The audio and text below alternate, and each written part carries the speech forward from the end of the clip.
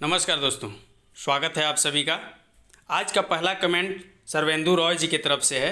आपको सबसे पहले ये बता दें कि सर्वेंदु राय जी को आरआरबी चेन्नई ने पैनल में शामिल कर लिया है और इनका लिस्ट में नाम हमने 17 तारीख को ही देख लिया था। पहले पेज पर इनका 28 नंबर सीरियल नंबर पर इनका नाम है। बहुत बहुत बधाई हमारे ARPS नॉलेज परिवार की पूरी परिवार की तरफ से और आप सभी दर्शकों की तरफ से भी बहुत बहुत बधाई राय जी को। ठीक है, अब आ जाते हैं क्वेश्चन पर। क्वेश्चन पूछ रहे हैं रॉय जी कि चेन्नई में SM के लिए सिलेक्शन हो गया है।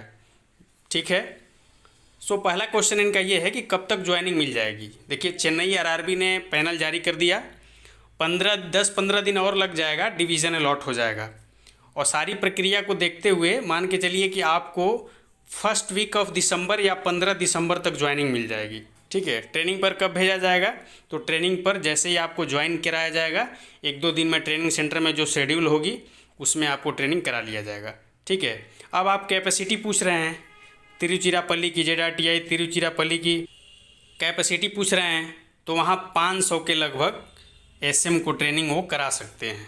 ठीक है, बाकी ट्रेनिंग का शेड्यूल की जहाँ तक बात है, तो चूँकि कोरोना के कारण सब कुछ ऑनलाइन कोर्सेस हो रहे थे, कुछ ऑफलाइन हो रहे थे।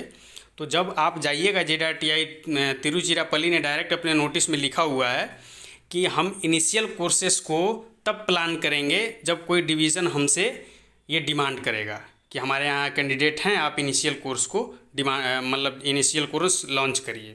ठीक है, तो जैसे ही आप लोगों का प्रक्रिया पूरा होगा, आपका डिवीज़न इनिशियल कोर्स के लिए डिमांड करेगा और फिर JRTI तिरुचिरापल्ली वो ट्रेनिंग शेड्यूल एक स्पेशल कोर्स का इनिशियल कोर्स के लिए देगा और उसमें आप ट्रेनिंग करेंगे। ठीक है, तो हमारा अनुमान ये है कि 15 दिसंबर तक आप ट्रेनिंग पर चले जाएंगे।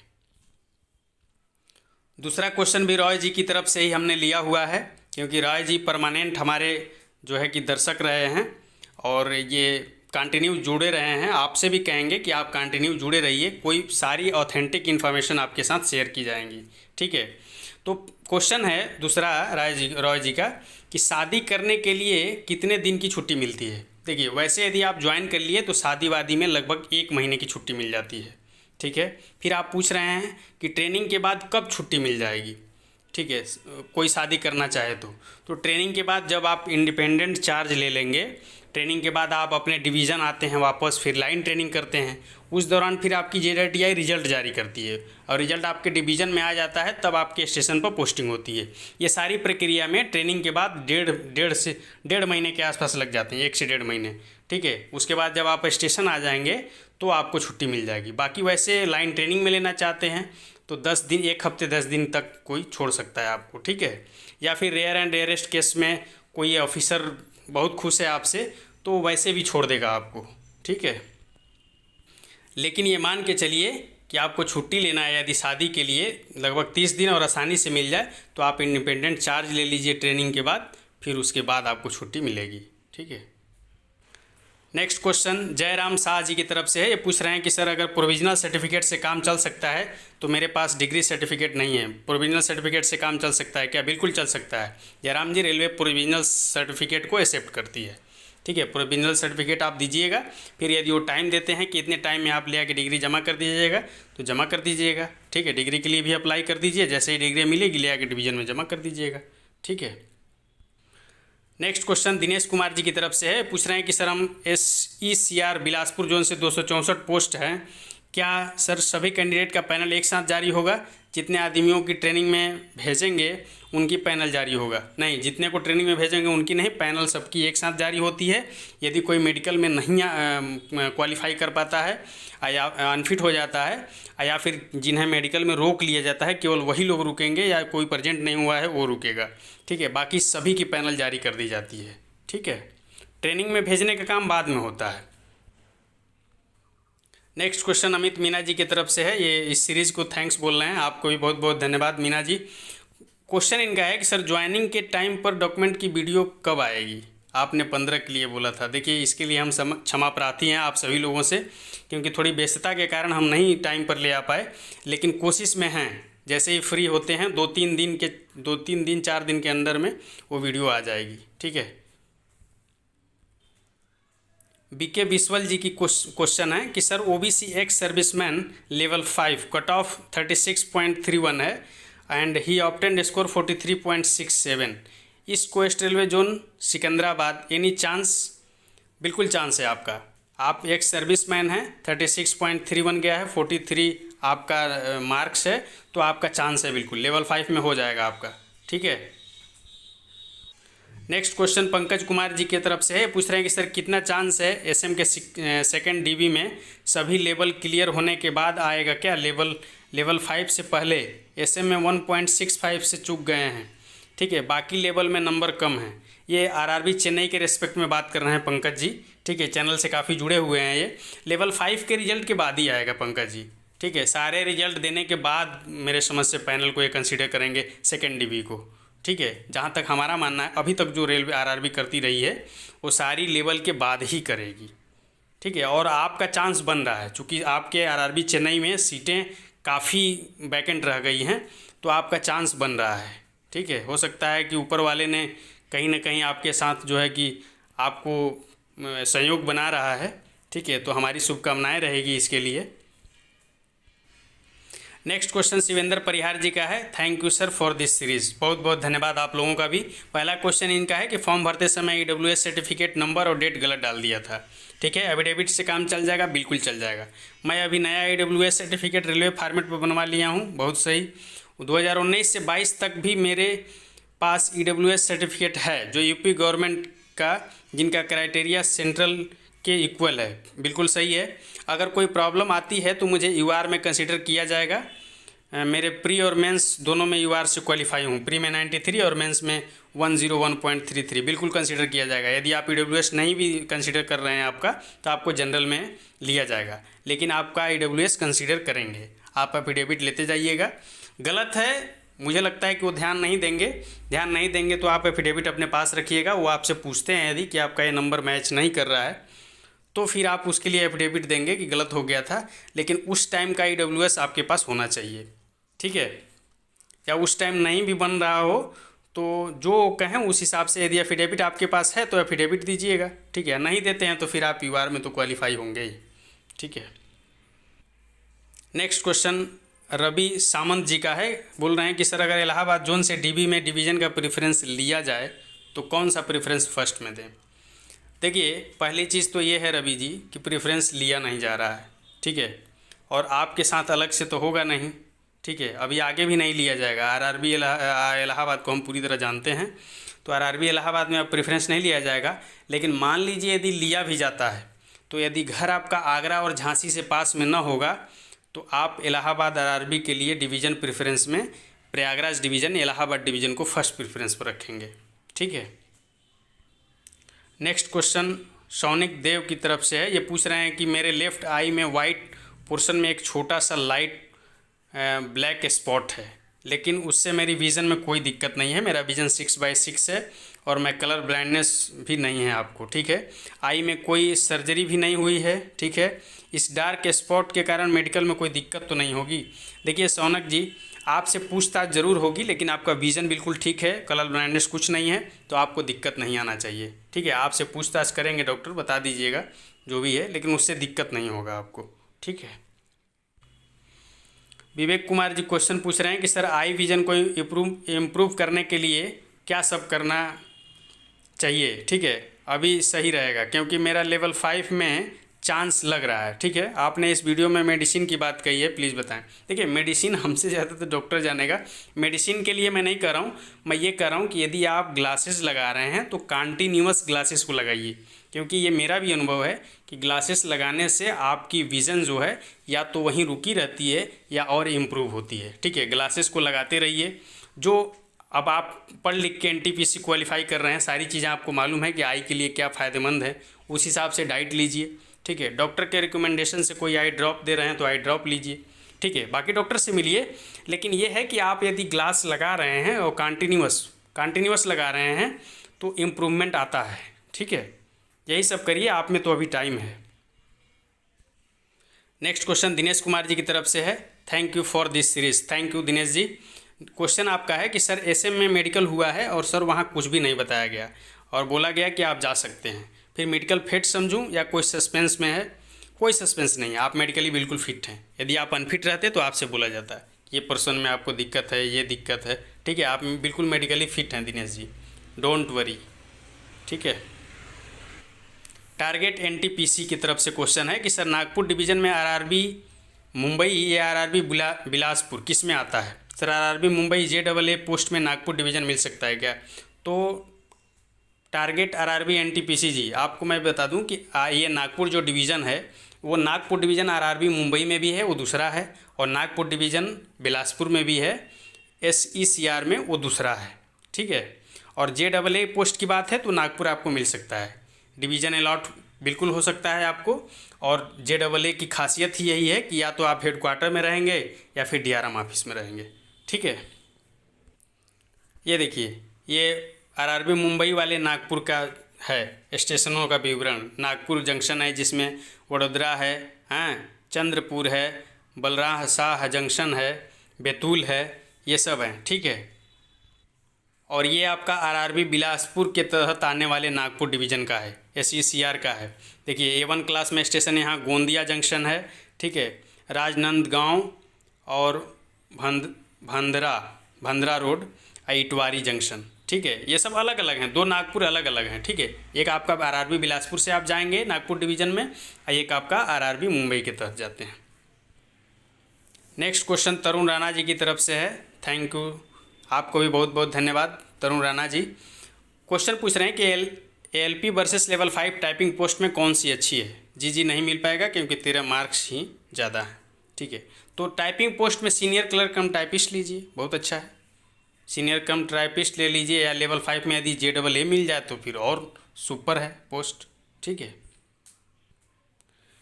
अनिल कुमार गुप्ता जी का नमस्ते। अनिल कुमार गुप्ता जी, क्वेश्चन आपका है कि मैं आरआरबी बंगलौर OBC कैटेगरी से हूँ, लेवल 5 में मेरा कट ऑफ से 10 नंबर ज़्यादा है, preference GG senior CCTC but A2 not clear.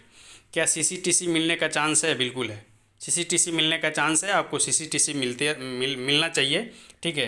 बाकी अपडेट रहिएगा, आप लोग बिल्कुल जुड़े रहिए चैनल से, और जैसा भी होता है आप लोग अपडेट ज़रूर करेंगे कमेंट सेक्शन में, ठीक है। नेक्स्ट क्वेश्चन कुल जी की तरफ से है, ये पूछ रहे हैं कि सर आरआरबी चंडीगढ़ में GG की पोस्टिंग कौन से स्टेशन पर होती है, और GG में स्टार्टिंग में ऑफिस वर्क नहीं मिल सकता क्या? तो देखिए आरआरबी चंडीगढ़ में 2 डिवीज़न हैं आपके, ठीक है, एक अम्बाला डिवीज़न है और एक आपका दिल्ली डिवीज़न है।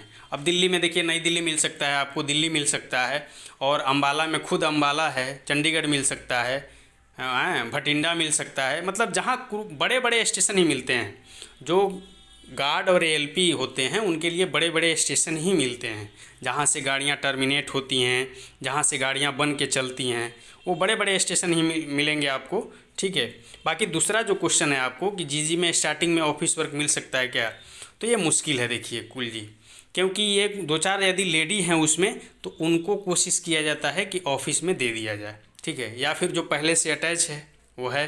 शुरू में तो आपको नहीं मिल पा रहा है, शुरू में आप लाइन में ही जाएंगे, या तो फिर बहुत अच्छी पकड़ हो आपकी, डायरेक्ट अधिकारियों से कोई संपर्क हो तो आप डायरेक्ट लग सकते हैं, ठीक है। नहीं, शुरू में ऑफिस नहीं देते हैं आपको, हाँ जान पहचान बन जाए फिर आप कोशिश करें तो हो सकता है कि आपको मिल जाए, ठीक है। राहुल कुमार जी का क्वेश्चन है कि thank you for this series, बहुत बहुत धन्यवाद आपको राहुल कुमार जी। क्वेश्चन है कि सर मेरा लेवल 5 में 15 नंबर अधिक है, मैं मुंबई बोर्ड से हूँ, EWS कैटेगरी टाइपिंग भी मेरा बढ़िया नहीं हुआ है, क्या अदर पोस्ट मिल सकता है? बिल्कुल मिलेगा, आप 15 नंबर ज़्यादा हैं, खूब आराम से मिलेगा आपको, लेवल 5 में आपको गुड्स गार्ड मिल जाना चाहिए, ठीक है। नेक्स्ट क्वेश्चन शिवापाल जी की तरफ से है, बोल रहे हैं हेलो सर। हेलो जी शिवापाल जी, क्वेश्चन आपका है कि रेलवे में डिसेबल कर्मचारी का ट्रांसफ़र अदर जोन में जितने टाइम में हो जाता है, कितने टाइम में हो जाता है? तो देखिए अदर जोन में यदि ट्रांसफ़र चाहिए तो आपको करना वही प्रोसेस पड़ेगा, ये है कि आपकी फाइल जल्दी प्रोसेस होती है, क्योंकि आप अपना लगाए रहेंगे सर्टिफिकेट, उससे आपकी फ़ाइल जल्दी वो आगे बढ़ती है, ठीक है। और टाइम की जहाँ तक बात है तो जोनल ट्रांसफ़र में आपका 6 माह तक तो लग जाएगा, ठीक है, 6 माह 4 महीने, मतलब जितना बढ़िया आप प्रोसेस करा लीजिए फाइल को, डिसेबल को कंसीडर करते हैं, ठीक है। देखिए नेक्स्ट कमेंट अभी सिंह जी की तरफ से आया हुआ है, जय श्री राम आपको भी अभी सिंह जी, ठीक है। ये पूछ रहे हैं कि सर मेरे मार्क्स 84 हैं, जोन इलाहाबाद, टाइपिंग अच्छी गई है। मेरा लेवल 5 में किसी पोस्ट पर सिलेक्शन हो सकता है क्या? Category UR। एक हमारे मित्र सर कैटेगरी EWS 84 मार्क्स पहुंच रहे हैं, क्या इन्हें कोई पोस्ट मिल सकती है लेवल 5 में इलाहाबाद में? ठीक है, आप UR से हैं, आपका थोड़ा सा लड़ाई टफ है। ठीक है, EWS कैटेगरी में जो हैं इनको पूरी संभावनाएं हैं मिलने की। ठीक है, आप थोड़ा टफ में हैं क्योंकि आप UR में हैं, 84 ला रहे हैं, चांसेस हैं आपके थोड़े कम लग रहे हैं। ठीक है, नेक्स्ट क्वेश्चन सुमित बंदूत की तरफ से है। ये पूछ रहे हैं कि सर बिना किसी डिपार्टमेंटल एग्जाम के लेवल 3 से लेवल 5 में जाने के लिए कितना टाइम लग जाता है? डिपार्टमेंटल एग्ज़ाम देने के लिए मिनिमम कितने टाइम का जॉब करना पड़ता है? सर एक सीरीज़, इस सीरीज़ का ये मेरा सेकंड क्वेश्चन है। बहुत बहुत थैंक्स, प्लीज़ रिप्लाई। ठीक है, ओके। लेवल 3 से लेवल 5 में आपको जाना है। लेवल 3 का मतलब है CCTC। ठीक है, CCTC यदि कंसिडर करें तो CCTC लेवल 3 से डायरेक्ट लेवल 5 में जाते हैं ये लोग। ठीक है, और जो टाइम पीरियड है वो 3 साल के लगभग लगता है इनका। ठीक है, बाकी डिपार्टमेंटल एग्जाम के लिए पूछ रहे हैं तो आप 2800 में आ जाइए, वेलफेयर इंस्पेक्टर के लिए भरिए। ठीक है, 2800 से 4200 में वेलफेयर इंस्पेक्टर में चले जाएंगे। 4200 में 5 साल तक नौकरी करिए, फिर क्लास 2 के लिए अप्लाई कर दीजिए। ठीक है, थैंक यू।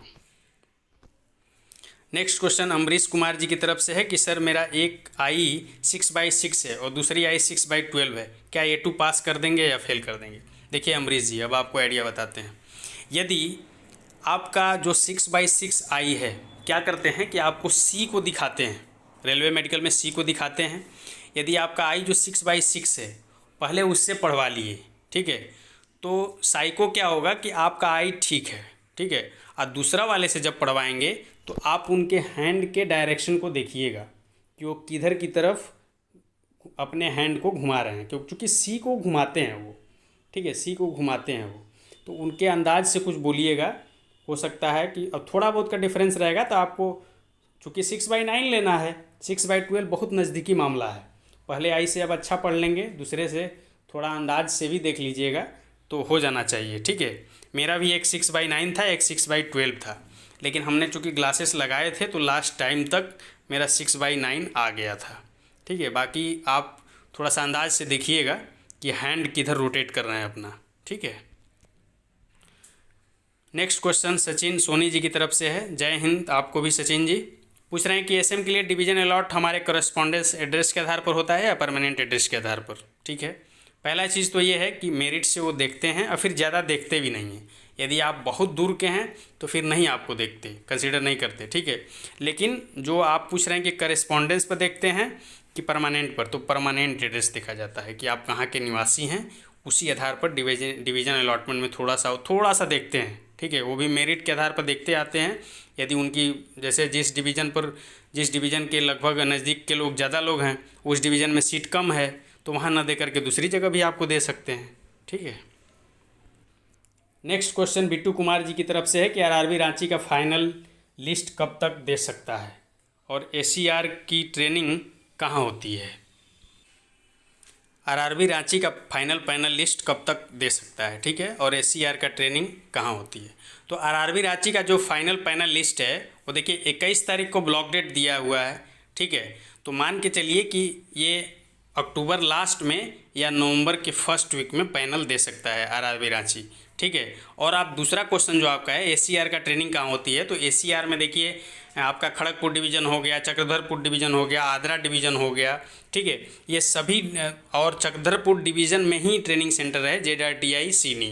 तो ACR का ट्रेनिंग जो होता है वो ZRTI सीनी में होता है। जो टाटा के पास सीनी है, यही सीनी ZRTI सीनी में ACR की ट्रेनिंग होती है। ठीक है, नेक्स्ट क्वेश्चन जयपाल चौहान जी का है। ये पूछ रहे हैं कि सर मैं RRB अहमदाबाद से हूँ और मेरा DAB प्लस मेडिकल हो गया है और अभी गवर्नमेंट एम्प्लॉय हूँ, तो मैं कब तक जॉब में रिज़ाइन दे दूँ? देखिए RRB अहमदाबाद से हैं आप, पैनल आप जारी होने दीजिए। यदि आपके यहाँ प्रेफरेंस लिया गया है, डिवीज़न अलॉट पैनल के साथ हो जाता है तो ठीक है। जब आपकी ज्वाइनिंग आ जाएगी, ठीक है, या डिवीज़न अलॉट हो जाए, डिवीज़न में देखिए, डिवीज़न में पता चल जाए कि मान लीजिए आपके डिवीज़न में 100 लोग हैं। ठीक है, 100 लोग हैं और आप पैनल में जारी कर देंगे। वो जब डिवीज़न अलॉट करेंगे तो हो सकता है वर्किंग सीरियल नंबर दें आपके ज्वाइनिंग में, तो जैसे ही ज्वाइनिंग है तो आप अप्लाई कर दीजिए रिजाइन के लिए। ठीक है, पहली बार में नहीं भेजा जाएगा आपको ट्रेनिंग पर, तो दूसरी बार में भेजा जाएगा। जब आप रिलीव होंगे तब आपको भेजा जाएगा, ठीक है। लेकिन अब आप ये समझिए कि पहले से रिजाइन दे करके और घर बैठना भी ठीक नहीं है, ठीक है। तो डिवीज़न अलॉट होने दीजिए, फिर चैनल से जुड़े रहिए, डिवीज़न पहले अलॉट होने दीजिए, फिर हमको बताइएगा कि आपके डिवीज़न में कितने लोग हैं। जैसे 60 लोग हैं कि 50 लोग हैं, उस हिसाब से उस टाइम देखा जाएगा कि रिजाइन कब मतलब अप्लाई किया जाए, ठीक है। लेकिन पहले डिवीज़न अलॉट होने दीजिए। चंदन गुप्ता जी का नेक्स्ट क्वेश्चन है, पूछ रहे हैं कि सर मैंने गलती से ईबीसी में टिक कर दिया था, ठीक है, लेकिन 500 रुपये पे किया हूँ, एफिडेविट बनवा लिया हूँ, डीबी के समय एफिडेविट को दूंगा या मांगने पर दूंगा। पापा के नाम में 1 लेटर में मिस्टेक है, तो डीबी के समय एफिडेविट मांगे तो ही दूंगा या पहले ही दे दूंगा।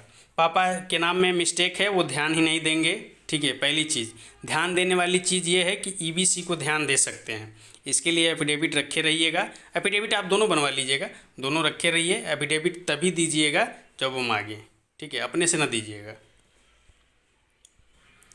नेक्स्ट क्वेश्चन सुमित बंदूत की तरफ से है, ये पूछ रहे हैं सुमित जी कि सर मेरा ग्रुप डी में 63 है रॉ मार्क, सिकंदराबाद से, ओबीसी में है, फाइनल सिलेक्शन हो सकता है क्या?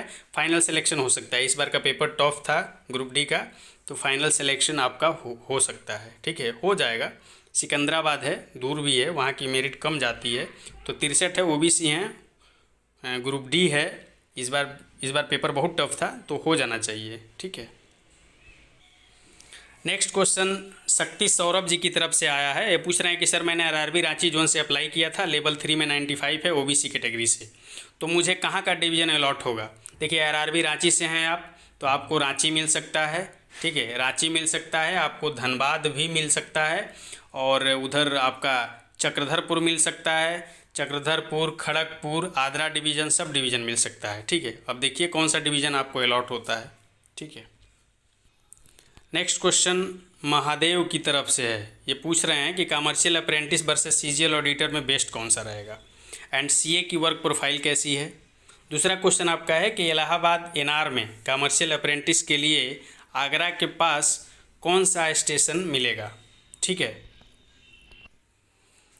तो commercial apprentice versus CGL auditor, देखिए सीजीएल ऑडिटर के बारे में हमको ज़्यादा नहीं पता है। यदि सैटरडे संडे दोनों ऑफ रहता है वहाँ ऑडिटर में, कंफर्म यदि हैं, तो ऑडिटर आपके लिए बेस्ट रहेगा, क्योंकि कमर्शियल आपको एक दिन ऑफ देगा, ठीक है। वर्क प्रोफाइल इनकी अच्छी है, आपकी ग्रेड पे अच्छे हैं, लेकिन चूँकि NSG 5 के भी स्टेशन मिल सकते हैं आपको, नॉन सबर्बन ग्रुप 5 के भी स्टेशन मिल जाते हैं, और आपके करने के ऊपर है। रेल क्या है कि यदि रेल में आप अपना 100% देते हैं तो रेल आपको आगे बढ़ाएगी।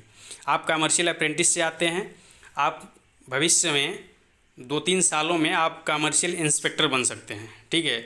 जो एक साथ 10-12 स्टेशन उनके अंडर में होते हैं, उनका काम होता है कि इंस्पेक्ट करना, स्टेशन को 15 दिन 10 दिन में जा करके उसके कमर्शियल विभाग को इंस्पेक्ट करना, ऑफिसर से टच में रहना, कमर्शियल स्टाफ को छुट्टी देना, उनका मैनेजमेंट देखना, ठीक है, कमर्शियल एस्पेक्ट को देखना रेलवे की तरफ से, ठीक है। तो वर्क प्रोफाइल तो अच्छी है कमर्शियल अप्रेंटिस की, ठीक है। लेकिन आप सीजीएल ऑडिटर से बोल रहे हैं, तो सीजीएल ऑडिटर में बाकी सब तो ठीक है, वहाँ पेमेंट यहाँ से कम मिलेगा, लेकिन यदि सैटरडे संडे दोनों ऑफ मिलता है, और फिर आप जानते हैं कि ऑडिटर है तो अच्छा थोड़ा सा सुकून की नौकरी रहेगी। यहाँ सुकून आपको शायद ना मिल पाए, सुकून लेने के लिए आपको 12 घंटे भी ड्यूटी करना पड़ सकता है, ठीक है।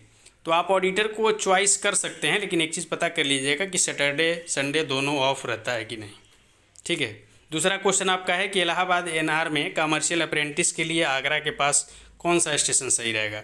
आरआरबी इलाहाबाद से हैं, आप एनआर में हैं, ठीक है। तो एनआर में मुरादाबाद डिवीज़न और लखनऊ डिवीज़न 2 हैं, आप लखनऊ डिवीज़न को चूज कर सकते हैं, आपके लिए अच्छा रहेगा, ठीक है। देखिए नेक्स्ट क्वेश्चन योगेश कुमार जी की तरफ से है, ये पूछ रहे हैं कि सर मेरा आरआरबी इलाहाबाद में 18 को डीबी हुआ था। योगेश कुमार जी का कमेंट्स पर हमने ऑथेंटिक जवाब जो है कि इनको दिया हुआ था, क्योंकि ये अपने सिचुएशन से हमें बताए थे, तो हमने बताया था कि आपको दिक्कत हो सकती है, ठीक है। योगेश जी का आज का कमेंट है, ये पूछ रहे हैं कि डीबी में फ़ेल हो गया हूँ, क्योंकि 31 मार्च 2020 के बाद रिटायर हुआ हूँ, मेरा रिटायरमेंट 30 जून 2020 है, ठीक है। सर मेरे लिए क्या ऑप्शन बचा है? मेरा लेवल 6 में 81.09 मार्क्स है और मुझे सीए पोस्ट मिला था, ठीक है। इसके लिए देखिए हम यही कहेंगे योगेश जी कि आप आरआरबी इलाहाबाद में जाइए, कई बार जाइए, मान लीजिए एक बार मुलाकात नहीं हो पाता है तो, और वहाँ सेक्रेटरी साहब से मिलिए और अपनी सिचुएशन को बताइए कि यदि हो पावे तो मुझे और कहीं ट्रीट कर लिया जाए, जनरल में ट्रीट कर लिया जाए, यदि कहीं मर्जन का हो सिचुएशन तो क्या मतलब आपको ये जो आप मतलब हमसे पूछ रहे हैं, तो कहने का मतलब ये है कि आप डायरेक्ट आरआरबी को कांटेक्ट करिए और उनसे बात करिए, एप्लीकेशन दीजिए उनको कि हमारे में क्या हो सकता है, या सेक्रेटरी साहब से मिलिए, चूँकि आप एक सर्विसमैन हैं, आराम से मिल सकते हैं उनसे, ठीक है, उनसे मिल लीजिए, बात करिए उनसे। और नहीं होता है तो लास्ट ऑप्शन ये है कि आप आरटीआई कर सकते हैं आरआरबी में, ठीक है। नहीं यदि मिलते हैं तो आरटीआई करिए, आरटीआई के तहत जवाब लीजिए कि आपका क्या हो सकता है। जैसा जवाब आता है चैनल में अपडेट करिए, ठीक है, जो कुछ रहेगा तो हम लोग भी सुझाव देंगे उस पर। नेक्स्ट क्वेश्चन श्रवण कुमार जी का है, ये पूछ रहे हैं कि सर मैं ग्रुप डी में ज्वाइन 2019 में हुआ था, 3 इंक्रीमेंट लग चुका है, 19,700 बेसिक हो गया है। एसएम ज्वाइन करने पर बेसिक 35,400 में इंक्रीमेंट काउंट होगा? नहीं होगा, ठीक है। जैसे ही आप एसएम ज्वाइन करेंगे नया 35,400 से आप नए हो गए, अब पुराना भूल जाइए, ठीक है। उस इंक्रीमेंट के चक्कर में ना पड़िए, आप 19,700 से डायरेक्ट 35,400 ले रहे हैं। ये नियम भी है सरवन जी कि जैसे आप अभी 1800 में हैं, 1800 से 1900 में जाते तो आप पहले यदि इंक्रीमेंट ले लेते, सॉरी पहले यदि प्रमोशन ले लेते तो आपका इंक्रीमेंट जो रहता उसमें फिर 6 माह का गैप होना चाहिए कम से कम, ठीक है। जैसे आपने यदि जून में आपका 1900 लग जाता तो आपको जुलाई वाला इंक्रीमेंट नहीं मिलता, फिर आपको जनवरी में मिलता, ठीक है। तो यही सिस्टम यहाँ भी फॉलो होता है, जब आप 35,400 में आएंगे तो उस पर आपको एक्स्ट्रा इंक्रीमेंट नहीं मिलेगा। टेक्निकल रिजाइनेशन के क्या क्या बेनिफिट हैं? टेक्निकल रिजाइनेशन में आपकी सर्विस लेंथ बढ़ जाती है, आसानी से एनपीएस का अकाउंट आपका क्रिएट वही रहता है, उसी में कंट्रीब्यूशन होता है, ठीक है। लीव आपके जुड़ जाते हैं, चूँकि आप रेलवे ग्रुप डी में सर्विस कर रहे हैं, 2019 से 3 साल हो गया है, 2 साल और नौकरी करिएगा तो आप तीनों पास के इंटाइटल हैं, साल में 3 पास मिलेंगे आपको, ठीक है। अभी 1 पास मिलते होंगे, तो यही टेक्निकल रिजाइनेशन का फ़ायदा है कि आपको 5 साल नौकरी हो जाएगी तो तीनों पास चालू हो जाएगा, ठीक है। तमाम फ़ायदे हैं टेक्निकल रिजाइनेशन के, लेकिन जो आपका इंक्रीमेंट है उसमें नहीं जुड़ता है। नेक्स्ट क्वेश्चन नागमणि कुमार जी की तरफ से है कि सेकेंड डीवी चेन्नई बोर्ड में कट ऑफ कितना डिक्रीज हो सकता है? सर मेरा 0.30 कम रह गया है, क्या आपका हो जाएगा? बिल्कुल हो जाएगा नागमणि जी, आपका बिल्कुल हो रहा है, 0.30 से कम है आपका बिल्कुल सिलेक्शन अब तय है, ठीक है, चूँकि सीट काफ़ी अच्छी हैं, वैकेंट रह गई हैं वहाँ पर। नेक्स्ट क्वेश्चन अंकित गुप्ता जी की तरफ से है, thank you so much sir, genuine answer करते हैं आप किसी भी क्वेश्चन के लिए, बहुत बहुत धन्यवाद आप लोगों का, ये सीरीज़ आप लोगों की बदौलत चल रही है, ठीक है।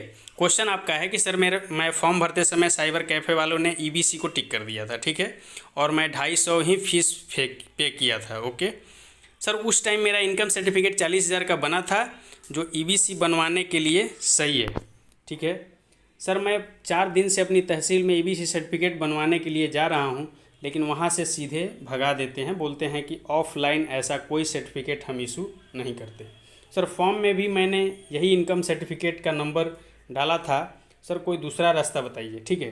दूसरा रास्ता में ये है कि आप जो पुराना वाला है ईबीसी यदि हैं, आप इनकम सर्टिफिकेट दूसरा वाला रखे हैं तो रखे रहिए, ठीक है, और ऑनलाइन ही बनवा लीजिए, ऑनलाइन ही बनवा लीजिए, क्योंकि वो सिचुएशन को देखते हैं आपके, ऐसा नहीं है कि आपको तुरंत बाहर कर देंगे।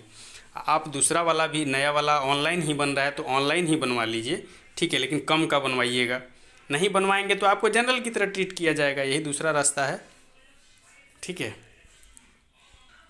और जहाँ तक फ़ी की बात है तो कोई दिक्कत नहीं है इसमें, आप ऑनलाइन ही बनवा लीजिए और वहाँ एफिडेविट वगैरह दीजिएगा कि मैंने इस कारण से ये अप्लाई किया था, ठीक है। मनीष प्रजापति जी का नेक्स्ट कमेंट है, वो पूछ रहे हैं कि सर लेवल 5 में JAA को सब बेस्ट क्यों बोल रहे हैं as compared to senior clerk cum typist? ऐसा इसलिए क्योंकि उसमें आप या तो डिवीज़न में वर्क करेंगे या तो GM ऑफिस में वर्क करेंगे, ठीक है। और सीनियर क्लर्क टाइपिस्ट में आप छोटे छोटे स्टेशन पर भी किसी भी सीनियर सेक्शन इंजीनियर के ऑफिस में भी एज ए क्लर्क वर्क कर सकते हैं आप, ठीक है। तो आपको छोटा स्टेशन हो गया, प्लस दूसरा चीज़ ये है कि JAA में आप DRM ऑफिस और GM ऑफिस में रहेंगे तो हफ्ते में 2 दिन छुट्टी रहेगा आपका, सैटरडे और संडे, ठीक है, 5 दिन की नौकरी है। और अदर जगह पर रहेंगे तो आपके हफ्ते में 1 दिन केवल मिलेंगे, केवल संडे मिलेंगे, ठीक है। इसलिए JAA बेस्ट है, प्रमोशन स्कोप भी अच्छा है, बड़े सिटी में रहते हैं आप, छोटे जगह पर नहीं रहते हैं, तो कौन नहीं चाहता है कि अच्छे जगह पर रहें, छुट्टी भी हमको मिले, सारी चीज़ें आपके हिसाब से हैं, इसलिए JAA बेस्ट है। अखिल तिवारी जी पूछ रहे हैं कि सर लेवल 5 में 82.35 EWS से हैं, नॉन टाइपिंग GG मिल सकता है क्या? जोन इलाहाबाद। मिलने की संभावना है तिवारी जी, मिलना चाहिए। नेक्स्ट क्वेश्चन अनिल जी की तरफ से है कि सर मुझे मुंबई से 11.33 ज़्यादा है, RRB मुंबई से, ठीक है, मुझे लेवल 5 में कोई पोस्ट मिल जाएगी? बिल्कुल मिलेगा आपको अनिल जी, बिल्कुल मिलेगा। चलिए, बहुत बहुत धन्यवाद आप लोगों का, थैंक यू वेरी मच।